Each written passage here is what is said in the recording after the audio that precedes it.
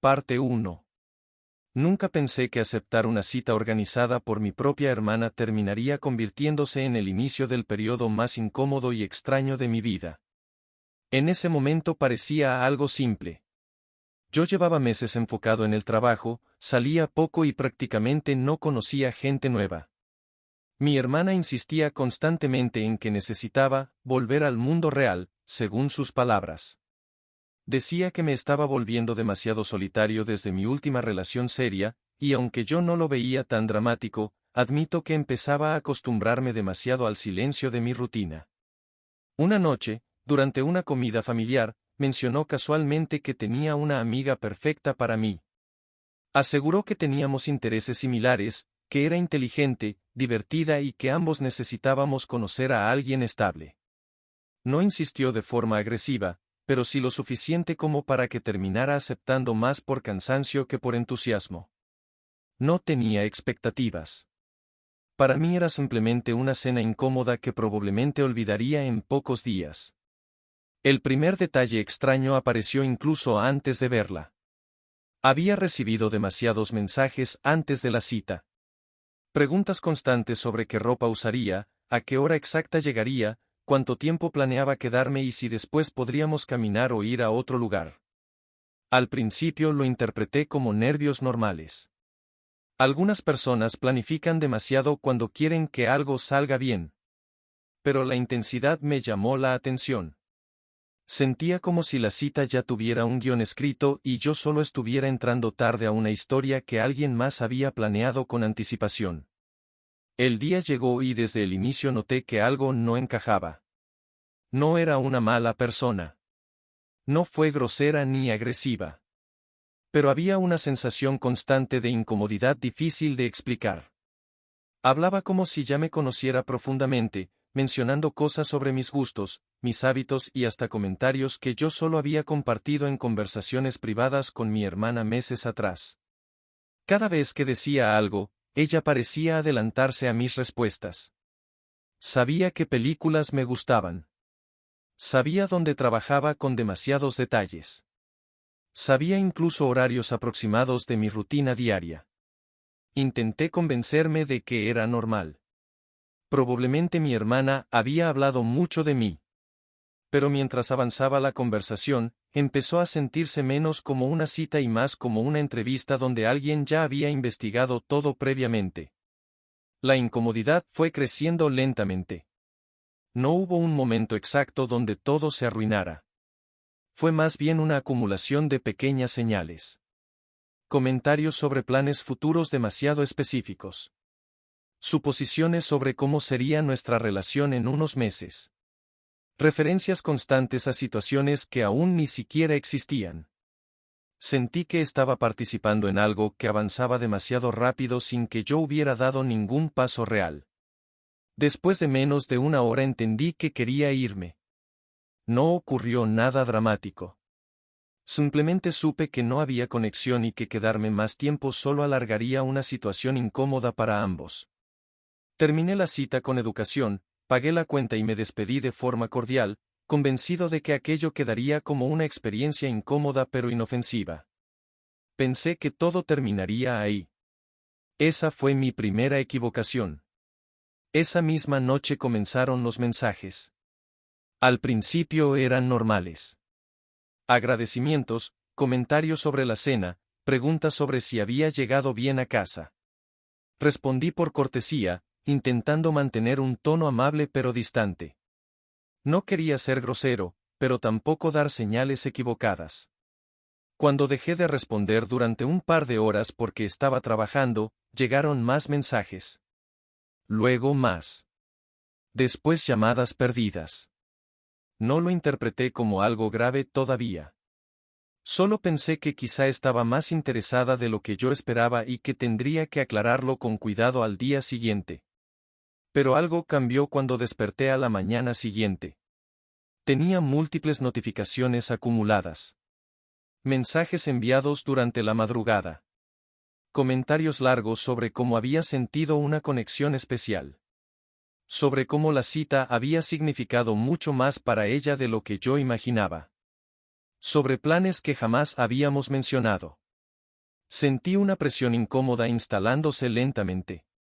Respondí de forma honesta y respetuosa, explicando que había sido agradable conocerla pero que no sentía que fuéramos compatibles y que prefería dejarlo ahí antes de crear expectativas equivocadas. Pensé que esa claridad sería suficiente. Durante varias horas no hubo respuesta. Creí que todo había terminado de manera madura. Hasta que recibí un mensaje de mi hermana preguntándome por qué había sido tan frío. Eso me confundió. Yo no le había contado nada aún. Y en ese instante entendí algo que todavía no sabía cuánto iba a complicar mi vida. La conversación sobre la cita ya no estaba solo entre dos personas. Había empezado a expandirse. Y sin darme cuenta, yo acababa de entrar en una historia que ya no podía controlar. Parte 2. Al principio pensé que todo se resolvería con el paso de los días. Después de explicarle con respeto que no quería continuar viéndola, asumí que la incomodidad desaparecería sola. Era una situación común, una cita sin química, un rechazo educado y cada persona continuando con su vida. Nada extraordinario. Pero lo que empezó a ocurrir durante esa semana no siguió ninguna lógica normal. Mi hermana comenzó a comportarse de forma distinta conmigo casi de inmediato. Sus mensajes tenían un tono extraño, más serio de lo habitual. Me preguntaba repetidamente qué había pasado realmente durante la cita, insinuando que yo había dicho o hecho algo que había lastimado profundamente a su amiga. Eso me tomó por sorpresa. Yo recordaba perfectamente haber sido cuidadoso. No hubo discusiones, ni comentarios ofensivos, ni situaciones incómodas visibles. Solo una despedida cordial y una decisión honesta de no continuar. Aún así, mi hermana parecía convencida de que yo estaba omitiendo algo. Durante una comida familiar días después, el ambiente se sintió raro desde que llegué. Conversaciones que se detenían cuando entraba a la habitación. Miradas rápidas entre familiares. Una tensión silenciosa difícil de ignorar. Nadie decía nada directamente, pero era evidente que algo se había hablado sin mí. Esa sensación se confirmó esa misma noche. Mi hermana me explicó que su amiga estaba muy afectada porque, según ella, yo había mostrado interés durante toda la cita y luego había desaparecido de forma repentina, haciéndola sentir utilizada y humillada. Supuestamente había interpretado mi comportamiento como una señal clara de que queríamos algo serio. Me quedé confundido. La versión que estaba circulando no coincidía con lo que realmente ocurrió. Intenté aclararlo con calma, pensando que solo se trataba de un malentendido amplificado por emociones. Pero cuanto más intentaba explicar, más parecía empeorar la situación. Mi hermana defendía cada detalle del relato de su amiga como si hubiera estado presente en la cita. Por primera vez sentí algo incómodo instalándose en mi estómago. No era enojo. Era la sensación de estar perdiendo el control de una narrativa que empezaba a formarse sin mi participación. Decidí mantener distancia y dejar que el tiempo calmara las cosas. Reduje el contacto, me enfoqué en el trabajo y traté de ignorar los mensajes ocasionales que aún llegaban de números desconocidos preguntando por qué había actuado así. Ahí apareció el siguiente problema. Personas que apenas conocía comenzaron a seguirme en redes sociales. Algunas reaccionaban a publicaciones antiguas. Otras enviaban solicitudes acompañadas de mensajes ambiguos sobre ser más claro con las intenciones o no jugar con los sentimientos de la gente. No eran amenazas, pero tampoco eran normales. Era como si alguien hubiera contado una historia incompleta donde yo ocupaba el papel del villano. Intenté no darle importancia hasta que un compañero de trabajo me preguntó, en tono casual, si todo estaba bien en mi vida personal. Comentó que había visto publicaciones indirectas que parecían referirse a mí, aunque sin mencionar nombres directamente. Ese fue el momento en que entendí que la situación ya no estaba limitada al círculo familiar. Alguien estaba hablando públicamente.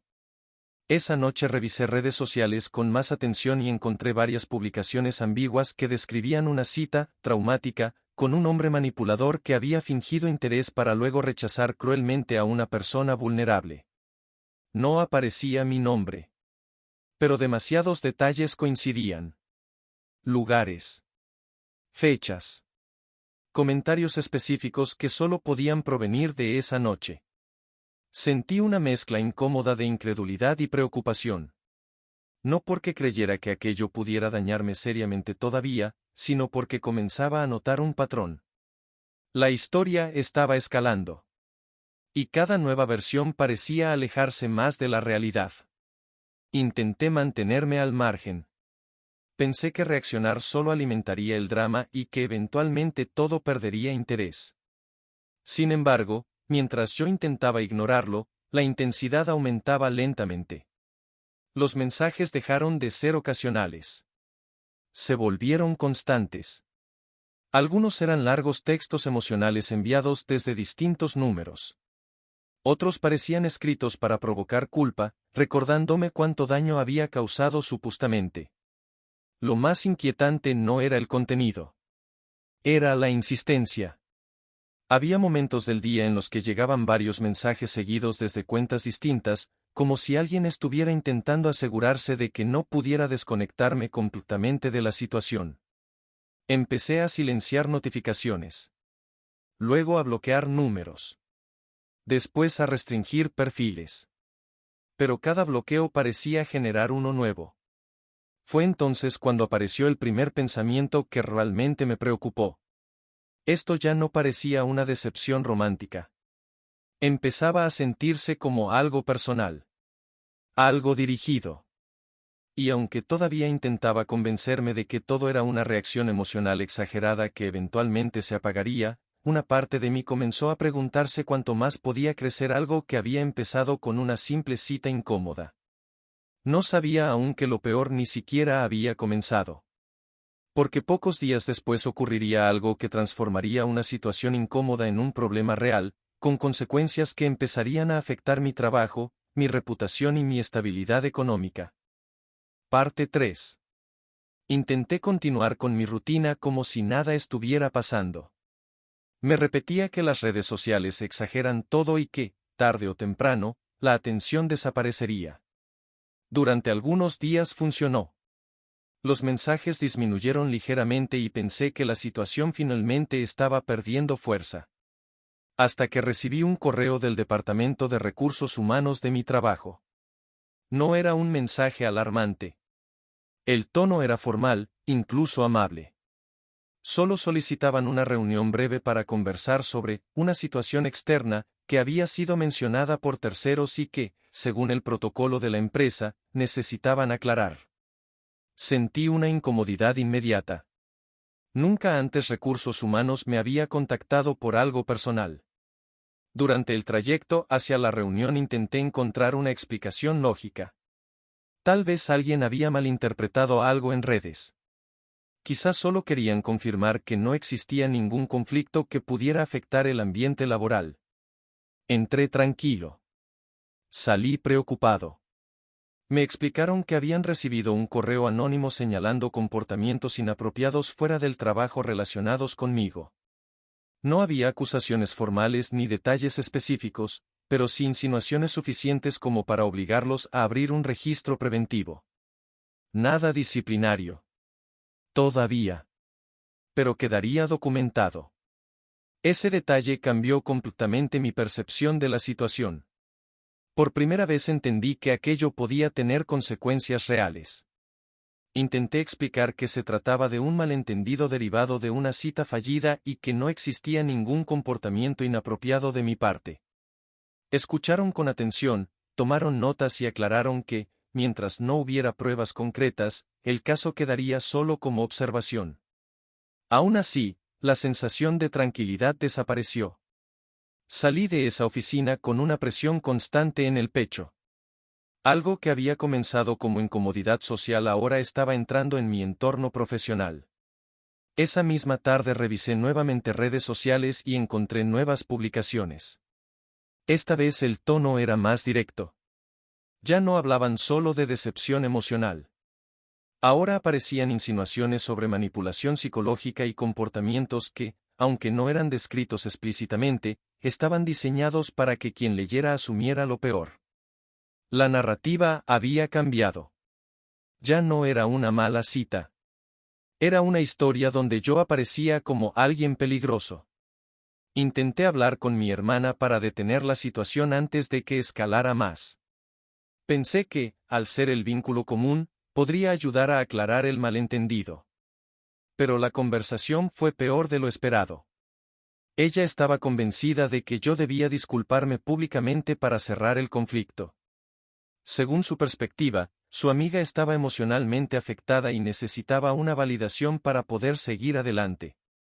Aquello me dejó desconcertado. Disculparme implicaba aceptar una versión que no era real. Negarme parecía convertir el problema en algo más grande.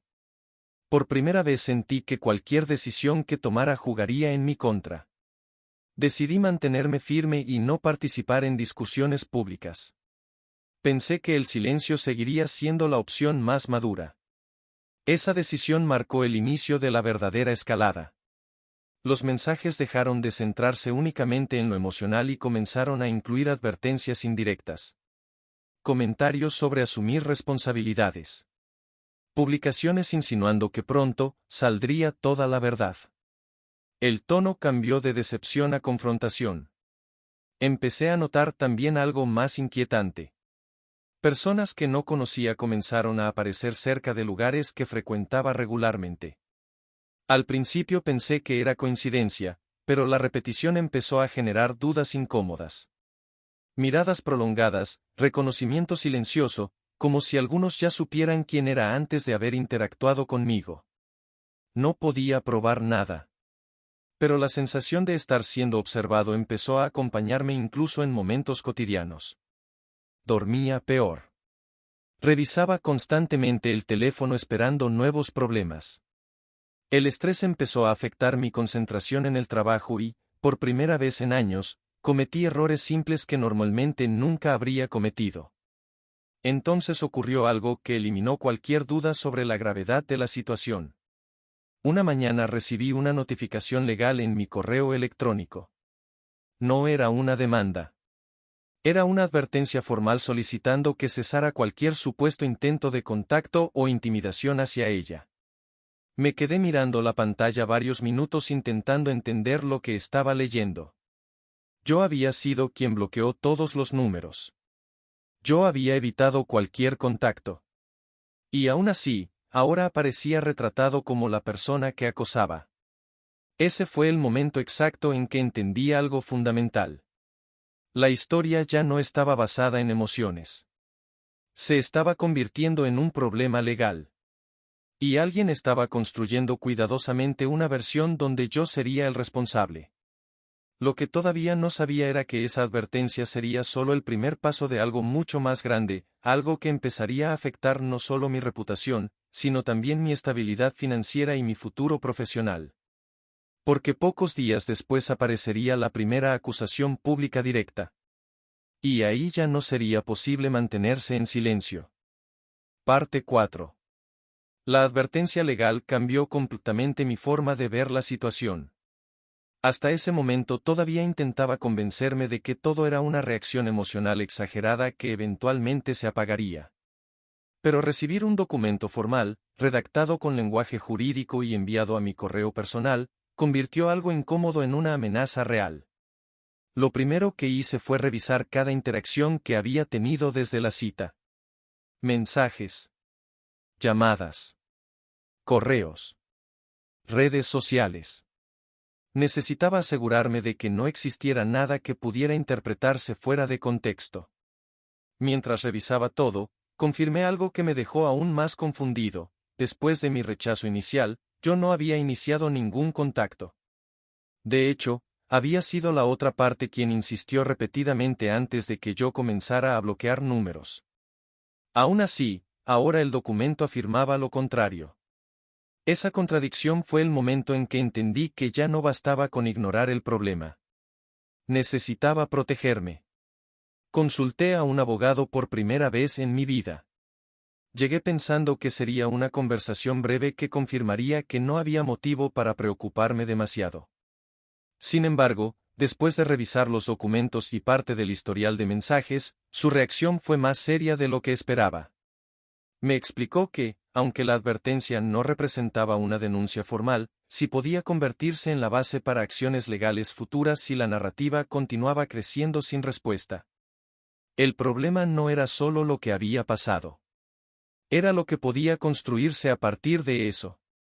Me recomendó empezar a documentar absolutamente todo: capturas de pantalla, registros de llamadas, fechas, ubicaciones y cualquier interacción indirecta relacionada con el caso. También sugirió evitar cualquier contacto, incluso a través de terceros, para impedir interpretaciones manipuladas. Salí de esa reunión con una sensación extraña. Por primera vez entendí que debía actuar estratégicamente, no emocionalmente. Mientras tanto, en redes sociales la situación escaló otro nivel. Las publicaciones dejaron de ser ambiguas. Ahora describían comportamientos más graves, insinuando manipulación emocional prolongada e incluso intimidación posterior al rechazo. Aunque mi nombre aún no aparecía directamente, varias personas comenzaron a relacionar los detalles conmigo. Algunos conocidos dejaron de interactuar conmigo. Otros comenzaron a preguntarme indirectamente si todo estaba bien. El silencio que había elegido para evitar el conflicto empezaba a volverse en mi contra. Lo más inquietante llegó días después, cuando un cliente importante canceló una colaboración laboral sin dar demasiadas explicaciones. El correo fue cordial, pero mencionaba que preferían evitar situaciones externas que pudieran generar controversia. Ahí entendí el verdadero impacto. La historia ya estaba afectando mi dinero. No era solo reputación. Era estabilidad económica. Horas de trabajo perdidas, contratos pausados y oportunidades que desaparecían sin confrontación directa. Nada lo suficientemente claro como para defenderme, pero sí suficiente para generar consecuencias reales. El estrés comenzó a acumularse rápidamente. Dormía poco, revisaba constantemente notificaciones legales y sentía que cada día aparecía un nuevo frente abierto que debía controlar. Entonces ocurrió algo que marcó un antes y un después.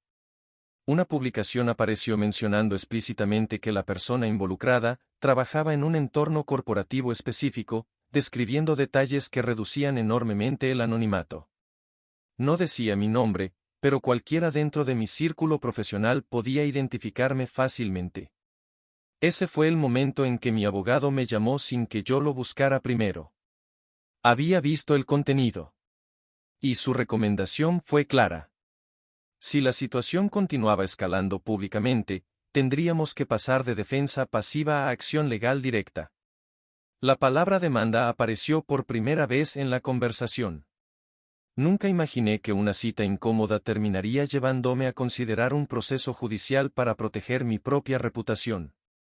Pero lo más perturbador aún estaba por llegar. Porque mientras yo empezaba a reunir pruebas para defenderme, descubrimos algo inesperado. Algunas de las acusaciones públicas contenían información privada que solo podía haber salido de conversaciones familiares. Y eso significaba que el conflicto ya no era solo con una persona. La situación estaba empezando a romper vínculos mucho más cercanos. Lo que vendría después ya no sería solo una batalla legal. Sería una confrontación directa que cambiaría completamente mi relación con mi propia familia, y que terminaría empujando todo hacia un punto sin retorno. Parte 5. Descubrir que información privada estaba apareciendo en publicaciones públicas fue el momento en que dejé de sentirme confundido y empecé a sentirme traicionado. Al principio intenté buscar explicaciones inocentes. Tal vez coincidencias, tal vez deducciones fáciles basadas en redes sociales. Pero mientras revisaba cada publicación junto con mi abogado, comenzamos a identificar detalles demasiado específicos, horarios que nunca compartí públicamente, comentarios personales hechos únicamente en reuniones familiares y situaciones laborales que solo había contado dentro de casa. No eran suposiciones. Alguien cercano estaba hablando. Esa conclusión fue más difícil de procesar que cualquier acusación externa. Durante días evité confrontar directamente a mi hermana porque una parte de mí todavía quería creer que todo era un malentendido amplificado por emociones y no una participación activa. Pero la evidencia seguía acumulándose. Las publicaciones aumentaron en frecuencia y tono. Ya no solo insinuaban comportamientos cuestionables, ahora hablaban de patrones, de supuestas experiencias prolongadas y de advertencias hacia otras personas. La narrativa estaba evolucionando hacia algo mucho más grave, algo diseñado para convertir una historia personal en una advertencia pública. Y mientras eso ocurría, las consecuencias económicas empezaron a sentirse con fuerza. Otro cliente decidió pausar un proyecto importante. Una colaboración que llevaba meses negociando quedó suspendida indefinidamente. Ingresos que consideraba seguros comenzaron a desaparecer uno tras otro sin explicaciones directas, siempre acompañados del mismo lenguaje diplomático sobre evitar conflictos externos. Mi abogado fue claro conmigo, aunque las publicaciones no mencionaran mi nombre explícitamente, si podían demostrar que causaban daño económico real, la situación cambiaba legalmente. Ya no sería solo defensa. Podría convertirse en difamación. Esa palabra marcó un punto de quiebre mental. Por primera vez dejé de pensar únicamente en protegerme y empecé a considerar recuperar el control de la situación. Decidí hablar con mi hermana. La conversación ocurrió en persona, buscando evitar malentendidos digitales. Llegué con la intención de aclarar todo de forma calmada, esperando que al entender las consecuencias reales pudiera ayudar a detener la escalada. Pero la conversación no salió como esperaba. Ella estaba convencida de que su amiga era la víctima absoluta y que yo debía asumir responsabilidad emocional por el daño causado. Según su perspectiva, las publicaciones eran simplemente una forma de expresar dolor y yo estaba exagerando al considerar acciones legales. Intenté explicarle el impacto laboral, los contratos perdidos y la advertencia legal que había recibido. Intenté mostrarle que la situación ya no era emocional, sino jurídica y económica. Pero cuanto más hablaba, más evidente se volvía algo incómodo. Ella no veía el problema porque no estaba viviendo las consecuencias. Esa conversación terminó con una distancia emocional que nunca antes había existido entre nosotros. Salí de ahí entendiendo que no podía esperar ayuda interna. Tendría que enfrentar todo solo. Días después ocurrió el evento que empujó definitivamente la situación hacia el conflicto abierto. Una nueva publicación apareció, esta vez acompañada por mensajes privados enviados a personas de mi entorno profesional. No eran amenazas directas, pero sí advertencias cuidadosamente redactadas sobre tener cuidado conmigo. Algunos colegas comenzaron a preguntarme directamente qué estaba pasando. La historia ya no era indirecta. Había cruzado la línea hacia mi vida profesional de forma activa. Mi abogado revisó todo y tomó una decisión inmediata: iniciaríamos un requerimiento formal exigiendo el cese de publicaciones y la preservación de pruebas digitales. Era el primer paso real hacia un proceso judicial. Firmé los documentos con una mezcla de ansiedad y alivio. Ansiedad por lo que vendría después, y alivio porque, por primera vez desde aquella cita, dejaba de reaccionar y empezaba a actuar. Lo que no imaginaba era que esa acción legal provocaría exactamente lo contrario a lo esperado.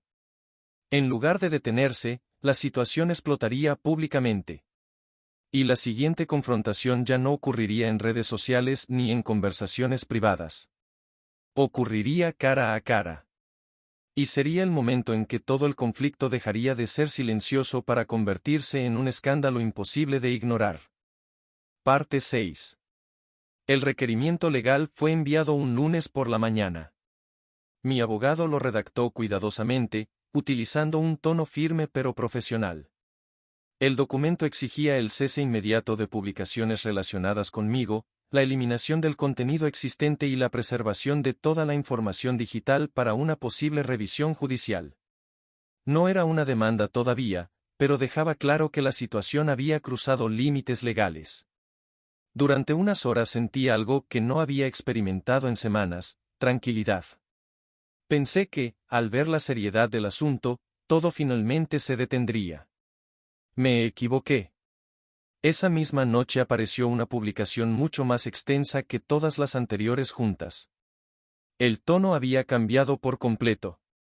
Ya no era solo una persona expresando dolor, ahora parecía un relato estructurado, detallado y emocionalmente intenso que describía una supuesta relación manipuladora que nunca existió. Por primera vez, varias personas comenzaron a etiquetar indirectamente mi entorno profesional. El conflicto dejó de ser insinuación. Se convirtió en exposición.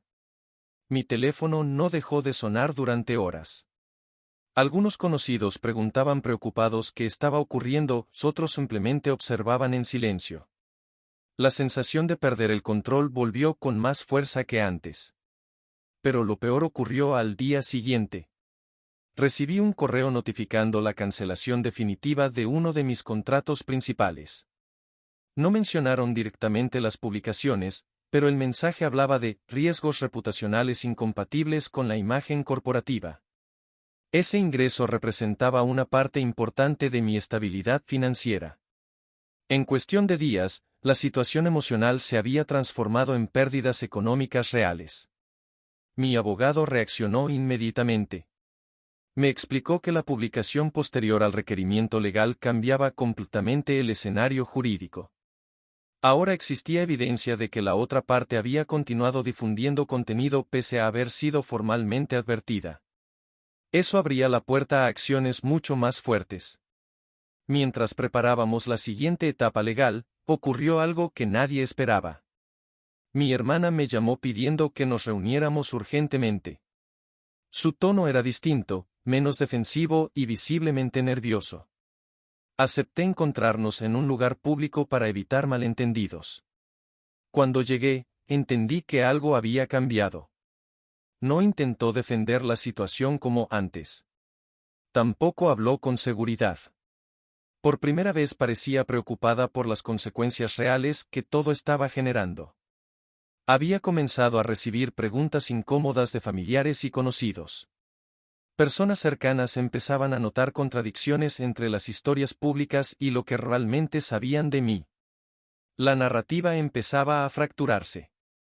Sin embargo, la conversación tomó un giro inesperado cuando mencionó que su amiga estaba convencida de que yo había iniciado acciones legales agresivas para silenciarla y que eso la había hecho sentirse atacada.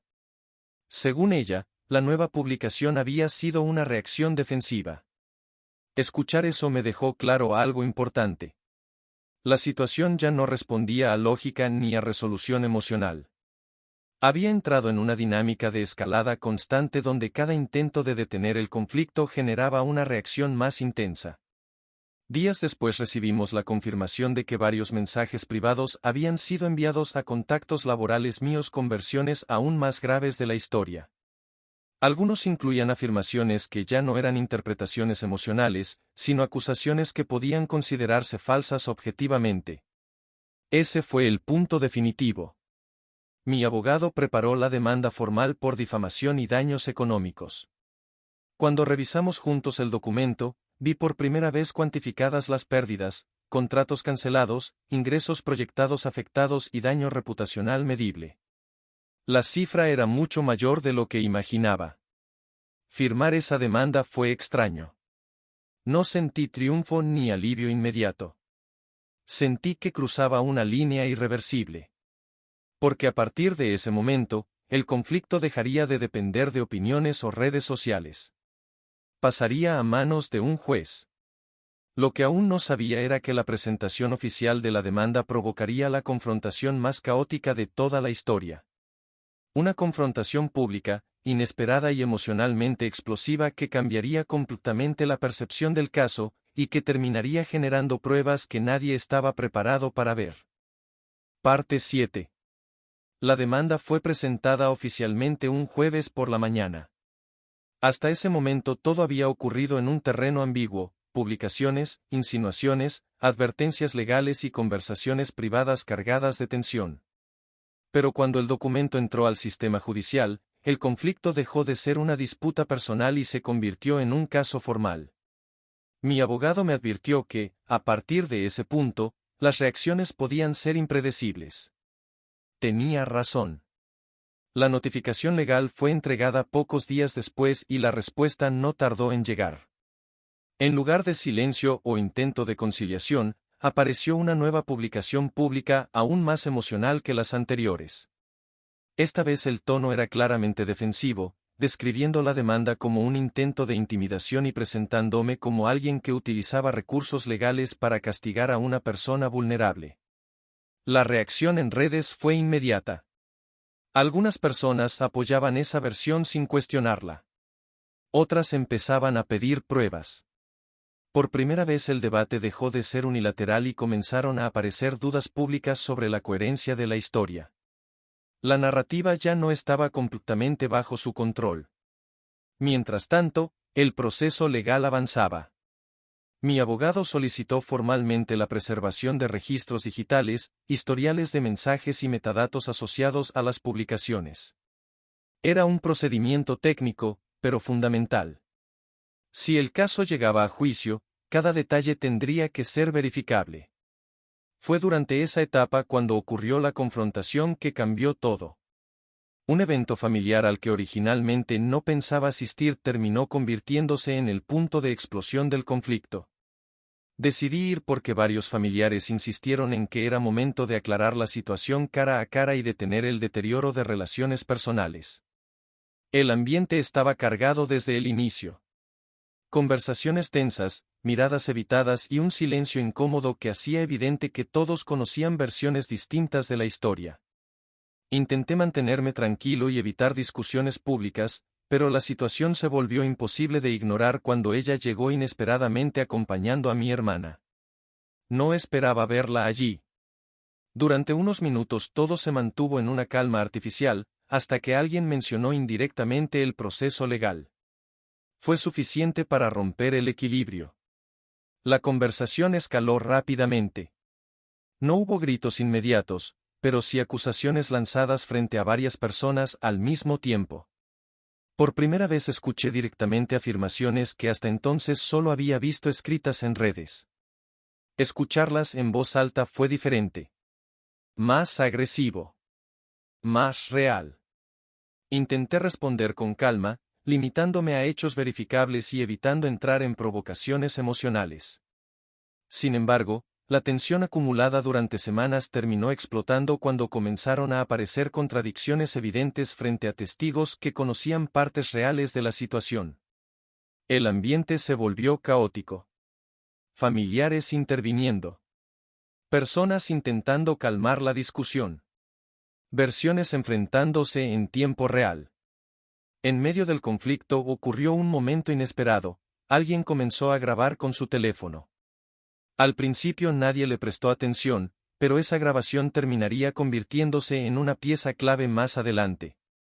La confrontación terminó abruptamente cuando la situación se volvió demasiado intensa y varios presentes decidieron separar a todos para evitar que escalara más. Me fui del lugar agotado, convencido de que aquello solo empeoraría el conflicto público. Sin embargo, horas después ocurrió algo que nadie anticipó. Fragmentos del encuentro comenzaron a circular entre familiares y conocidos. No como exposición pública masiva, sino como evidencia privada compartida entre personas cercanas. Y por primera vez, algunas versiones comenzaron a cambiar. Personas que solo conocían la narrativa digital empezaron a notar inconsistencias claras entre lo que se decía públicamente y lo que se había visto en persona. El equilibrio del caso empezó a moverse. Mi abogado revisó la grabación completa días después y su reacción fue inmediata. Ese material podía convertirse en una prueba crucial. Porque mostraba algo que hasta ese momento solo existía como afirmación mía, contradicciones directas y declaraciones hechas bajo presión emocional que no coincidían con las acusaciones públicas. La historia acababa de dar un giro. Lo que había comenzado como una defensa contra acusaciones ahora empezaba a transformarse en evidencia activa a mi favor. Y eso significaba que el proceso judicial entraría en una fase mucho más seria. Una fase donde ya no importaría quién hablaba más fuerte en redes sociales. Importaría quién podía demostrar la verdad frente a un juez. Lo que vendría después sería la preparación del juicio, y el momento en que todas las versiones tendrían que sostenerse bajo revisión legal real. Parte 8. Después de la confrontación familiar, el caso dejó de avanzar lentamente. Todo empezó a moverse con una velocidad que no esperaba. La grabación del encuentro fue analizada cuidadosamente por mi abogado y su equipo. No era un video perfecto ni planeado, pero contenía algo mucho más importante: espontaneidad. Las declaraciones habían ocurrido sin preparación, sin filtros y frente a múltiples testigos. Por primera vez existía material donde varias afirmaciones públicas se contradecían directamente. Eso cambió la estrategia legal por completo. Hasta ese momento nuestra defensa se había basado en demostrar inconsistencias y documentar daños económicos. Ahora teníamos algo distinto: evidencia que mostraba cómo la narrativa había evolucionado de forma exagerada frente a distintas audiencias. Mi abogado presentó una solicitud adicional ante el tribunal para incorporar la grabación y pedir acceso a registros digitales completos relacionados con las publicaciones originales. El proceso entró oficialmente en fase probatoria. Mientras tanto, las consecuencias fuera del tribunal seguían acumulándose. Mi situación financiera todavía estaba resentida. Algunos contratos no regresaron y tuve que reorganizar completamente mis gastos durante varios meses. Cancelé planes personales, reduje inversiones y acepté proyectos más pequeños para mantener estabilidad mientras el caso avanzaba. Nunca imaginé que una situación personal pudiera afectar tanto mi economía. Esa presión constante fue una de las partes más difíciles del proceso. No era solo defender mi nombre, era sostener mi vida diaria mientras todo permanecía en incertidumbre. Entonces ocurrió algo inesperado. El equipo legal contrario solicitó una mediación previa al juicio. La propuesta parecía buscar un acuerdo rápido: retirar publicaciones futuras a cambio de cerrar el caso sin reconocimiento formal de responsabilidad. Sobre el papel sonaba razonable, pero mi abogado me explicó el verdadero problema. Aceptar implicaba renunciar a la reparación económica por los daños ya causados. Y, más importante aún, dejar abierta la interpretación pública de que ambas partes habían sido igualmente responsables. Después de semanas viendo cómo mi reputación y mis ingresos se deterioraban, esa opción dejó de parecer justa. Decidí continuar. Esa decisión marcó un punto sin retorno. Poco después comenzó el intercambio formal de pruebas entre ambas partes. Fue ahí cuando apareció uno de los descubrimientos más impactantes de todo el proceso. Entre los documentos entregados había conversaciones internas donde se discutía cómo responder públicamente después del requerimiento legal. Algunos mensajes mostraban preocupación explícita sobre posibles consecuencias legales y sugerían ajustar la narrativa para generar mayor apoyo emocional. No eran confesiones directas, pero evidenciaban intención estratégica. Mi abogado me explicó que ese tipo de material podía influir enormemente en la valoración del caso, especialmente cuando existía daño económico comprobable. Por primera vez desde el inicio sentí que la balanza comenzaba a equilibrarse. Al mismo tiempo, el ambiente público empezó a cambiar lentamente. Algunas publicaciones desaparecieron. Otras fueron editadas o restringidas. Personas que antes compartían la historia dejaron de hacerlo al notar inconsistencias y la existencia de un proceso judicial activo. El ruido disminuyó. Pero la tensión aumentó. Porque el juicio ya tenía fecha. Los días previos estuvieron llenos de preparación intensa, revisión de cronologías, análisis de mensajes, simulaciones de preguntas y horas reconstruyendo cada detalle desde aquella primera cita. Reviviendo todo entendí cuánto había escalado algo aparentemente insignificante. Lo que comenzó como una cena incómoda ahora estaba a punto de decidirse en un tribunal. La noche antes de la audiencia casi no dormí. No por miedo al resultado, sino por el peso acumulado de meses viviendo bajo presión constante. Sabía que al día siguiente todo cambiaría. O recuperaría completamente mi reputación. O la historia quedaría marcada para siempre por versiones que nunca fueron ciertas. Cuando entré al tribunal por primera vez, entendí que el proceso ya no trataba solo de mí. Trataba de establecer qué ocurre cuando una narrativa personal cruza la línea y empieza a generar consecuencias reales. Y lo que sucedería durante el juicio sorprendería incluso a quienes pensaban conocer toda la historia. Porque algunas declaraciones bajo juramento revelarían contradicciones imposibles de ignorar, y terminarían alterando completamente el rumbo del caso. Parte 9. El día del juicio llegó más rápido de lo que esperaba. Después de meses viviendo entre documentos legales, pérdidas económicas y tensión constante, entrar al tribunal se sintió extraño, casi irreal. El ambiente era completamente distinto al caos emocional que había dominado todo hasta ese momento. Allí no importaban opiniones ni publicaciones virales. Solo importaban pruebas. Esa diferencia se volvió evidente desde el inicio. El juez dejó claro que el caso se centraría exclusivamente en hechos verificables, impacto económico y consistencia de las declaraciones presentadas por ambas partes. Escuchar eso me produjo una sensación inesperada de calma. Por primera vez desde aquella cita, sentí que el terreno era neutral. Mi abogado comenzó estableciendo una cronología precisa. Desde la cita inicial. Los mensajes posteriores. Las publicaciones públicas. Las advertencias legales. La pérdida progresiva de contratos. Cada etapa estaba respaldada por registros, fechas y documentación financiera. Ver todo organizado de esa manera fue impactante incluso para mí. Lo que había vivido como una sucesión caótica de problemas ahora aparecía como una escalada clara y medible. Después llegó el momento más tenso, las declaraciones. Escuchar nuevamente las acusaciones, esta vez bajo juramento, fue incómodo pero necesario. Sin embargo, algo empezó a cambiar cuando comenzaron las preguntas específicas sobre tiempos, contactos y pruebas concretas. Las respuestas dejaron de ser seguras. Aparecieron dudas. Pequeñas contradicciones.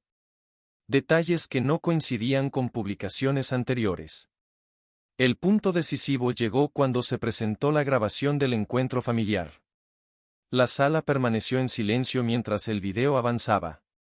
No mostraba gritos exagerados ni escenas dramáticas, pero sí algo mucho más poderoso, inconsistencias claras entre lo que se había afirmado públicamente y lo que se decía espontáneamente frente a testigos.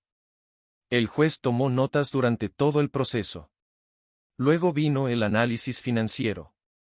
Mi abogado presentó registros de contratos cancelados, ingresos perdidos y comunicaciones empresariales donde se mencionaban preocupaciones reputacionales vinculadas indirectamente al conflicto. Por primera vez las consecuencias económicas dejaron de ser una sensación personal y se transformaron en cifras reales dentro del expediente judicial. Ese momento cambió la energía de la sala. Ya no se discutía solo percepción emocional. Se discutía daño cuantificable. La defensa intentó argumentar que las publicaciones eran expresiones personales protegidas y que nunca se mencionó mi nombre directamente. Pero el juez hizo varias preguntas clave sobre la previsibilidad del impacto cuando los detalles permitían identificar fácilmente a la persona involucrada. El ambiente se volvió tenso. Las respuestas comenzaron a perder firmeza. Y entonces ocurrió algo que nadie esperaba completamente. Durante el contrainterrogatorio surgieron mensajes donde se discutía cómo responder públicamente después de recibir el requerimiento legal. Aunque no eran confesiones explícitas, evidenciaban conciencia del posible daño y decisiones tomadas pese a conocer las consecuencias. El silencio en la sala fue absoluto. En ese instante entendí que el caso había cambiado definitivamente. Lo que durante meses fue presentado como una reacción emocional empezó a verse como una conducta con efectos reales y previsibles. La audiencia terminó horas después sin sentencia inmediata. El juez anunció que revisaría toda la evidencia antes de emitir la decisión final. Salí del tribunal agotado, pero por primera vez en mucho tiempo sentí algo cercano al alivio. No porque supiera cuál sería el resultado, sino porque finalmente la historia completa había sido escuchada. Sin interrupciones. Sin versiones editadas. Sin ruido externo. Solo hechos. Los días siguientes fueron una espera silenciosa y pesada. Cada notificación en mi teléfono hacía que el corazón se acelerara.